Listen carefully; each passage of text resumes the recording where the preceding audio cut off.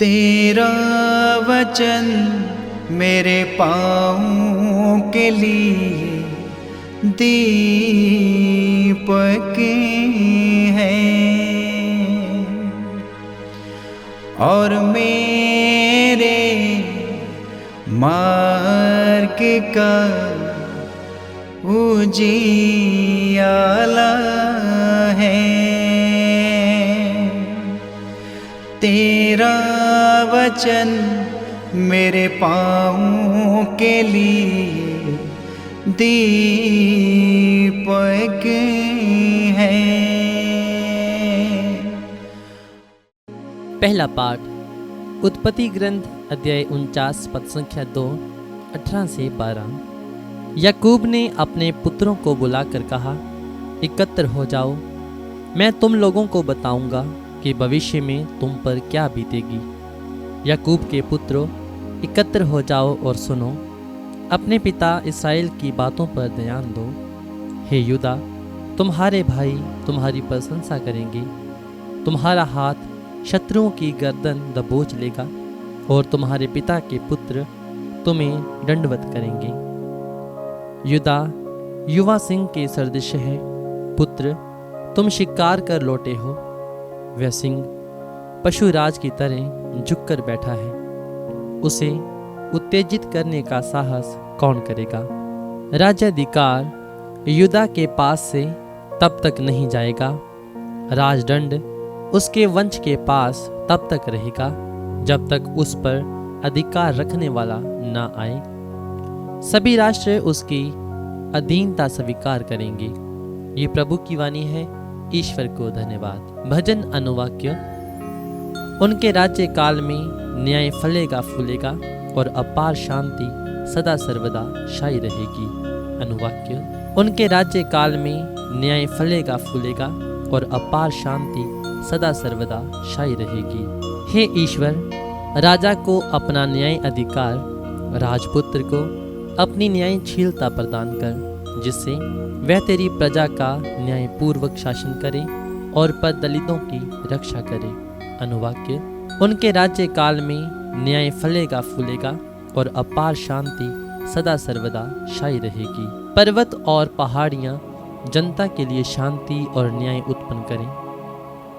वे पद दलितों की रक्षा करेंगे और दरिद्रों की संतति का उद्धार करेंगे। अनुवाक्य। उनके राज्य काल में न्याय फलेगा फूलेगा और अपार शांति सदा सर्वदा छाई रहेगी। उनके राज्य काल में न्याय फलेगा फूलेगा और अपार शांति सदा सर्वदा छाई रहेगी। उनका राज्य एक समुद्र से दूसरे समुद्र तक, पृथ्वी के सीमांतों तक फैल जाएगा। अनुवाक्य। उनके राज्य काल में न्याय फलेगा फूलेगा और अपार शांति सदा सर्वदा छाई रहेगी। उनका नाम सदा सर्वदा धन्य हो और सूर्य की तरह बना रहे। वे पृथ्वी के सब निवासियों का कल्याण करेंगे और समस्त राष्ट्र उन्हें धन्य कहेंगे। अनुवाक्य। उनके राज्य काल में न्याय फलेगा फूलेगा और अपार शांति सदा सर्वदा छाई रहेगी। जय घोष हालेलुया। सर्वोच्च ईश्वर की प्रजा शांति एवं सामर्थ्य से सब कुछ व्यवस्थित करती है। वे हमें सच्चाई का मार्ग बताने आए।